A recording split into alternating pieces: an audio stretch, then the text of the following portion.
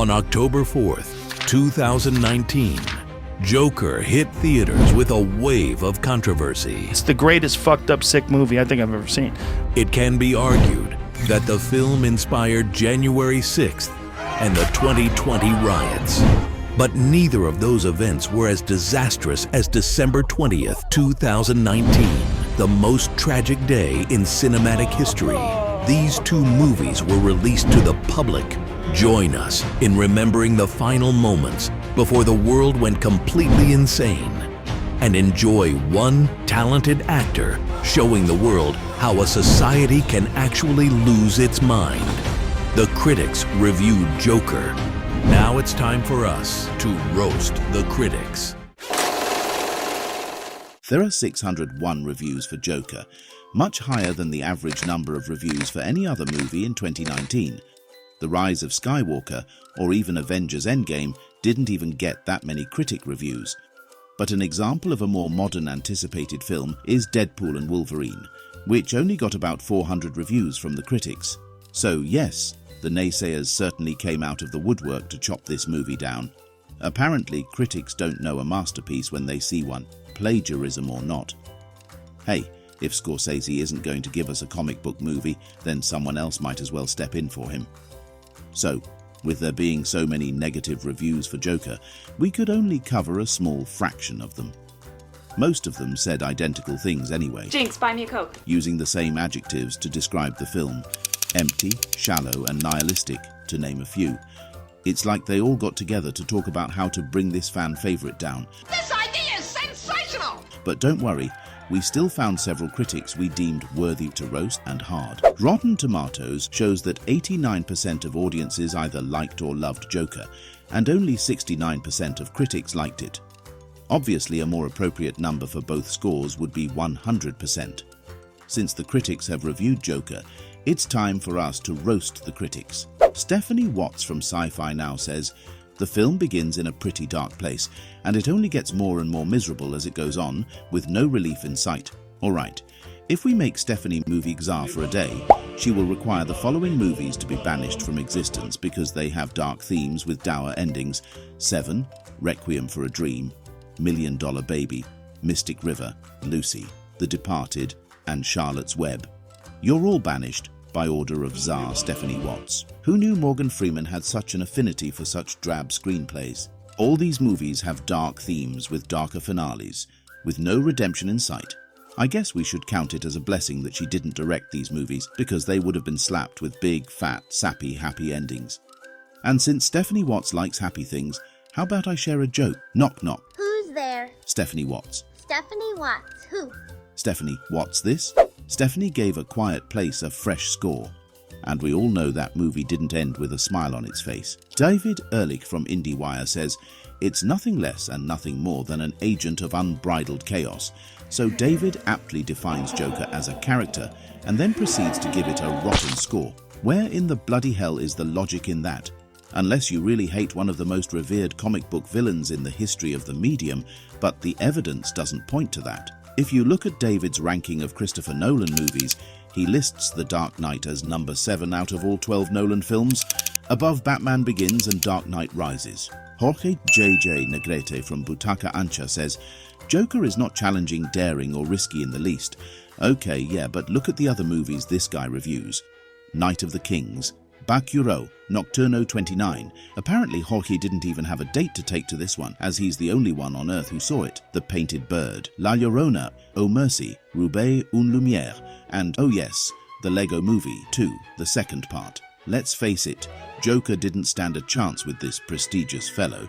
Do you see what I mean when I say they called the full infantry for this film?" Cameron Williams from The Popcorn Junkie says simply, "We've been trolled. Hold up now, I know this guy. He's the guy who keeps posting nude photos of Halle Berry in my Christian Men Accountability Facebook group. So yes, he knows a thing or two about trolling." Beth Accomando from KPBS says, "One of the main problems I have with the film is its inability to decide what it wants to be. Beth is having a hard time deciding what she wants it to be. The film is clearly a blend between psychological drama and comic book origin story.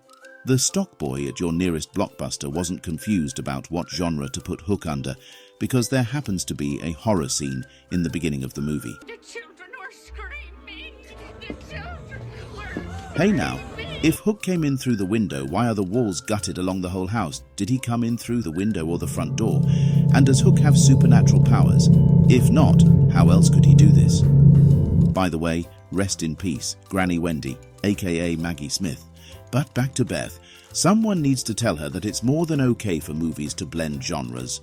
Mara Reinstein from Us Weekly obviously traded her Six Flags tickets in for Disneyland passes with her negative review. She says, this predictable brand of cold-hearted cynicism is not worth your time, seriously. Now, this is an example of being a bad critic.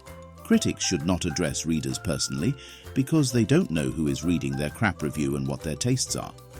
This would be a perfectly acceptable thing to say if you're talking one-on-one with someone you know.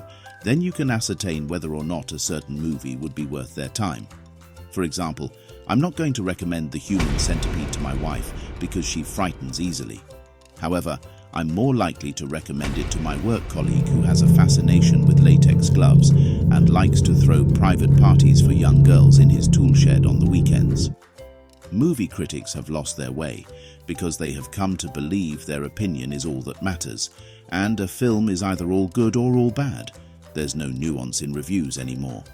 There's no place for critics to say something like, I didn't like this movie, but if you like killer clown movies with hopelessly dark and brooding themes with no redemption, then this movie is for you. Let's bring back objectivity to the film review industry, shall we? These people have it in their heads that their opinion is worth more than anyone else's. And damn it all to hell, Joker is a great movie, and everyone should just like it. 100% people. Is that so hard to do? Sean P. Means from Salt Lake Tribune lives up to his name by being mean. He says, this, quote-unquote, Joker. He does realize that this movie is about the actual nemesis of Batman, right? If you're going to use air quotes, then do it right. When people do this, I don't really know what that means. Anyway, he says this Joker doesn't care about the violence it perpetuates, but wants credit for pretending to care. I have two issues with this critique. One, I don't see him bitching about the violence in this summer's Longlegs or Deadpool and Wolverine, films that are arguably much more gratuitous than Joker. And also, who said Todd Phillips was obligated to make the film? Ready? Here come proper air quotes. Care. As a film critic, Sean is not proving he can hold all films to the same standard. He's shifty, and he needs to go back reassessing what qualifies as a film deserving of a rotten score. Jake Wilson from The Age, Australia says, Joaquin Phoenix never manages to make Arthur into a coherent person. Are you daft, Jake from Australia? My name's Jake. That is exactly the part of Joker's law that every dramatization can agree on. By definition, he is incoherent. In no way is he clear or calm. Joker is an agent of chaos. Some men just want to watch the world burn.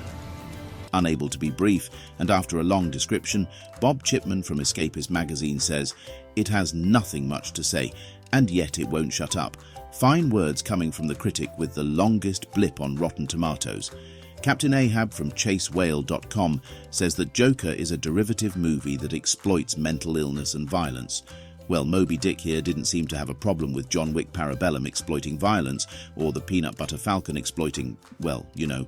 But really, if you think about it, doesn't every villain and anti-hero suffer from mental illness of some sort? Except the bad guy in Wish. Whereas it is my responsibility to only grant the wishes I am sure are good for Rosas. Not that I bothered to see it, but in no way should an entire civilization have individual wishes granted.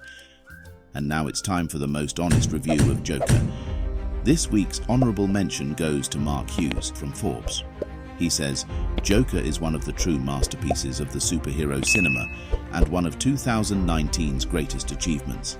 Have you found the hidden tomato on the thumbnail yet? If so, comment below along with your favorite Pixar film. Have a movie request for us? Consider becoming a patron, and your suggestion will be considered before others. The link to our Patreon is in the description below. Until next time, keep roasting the critics.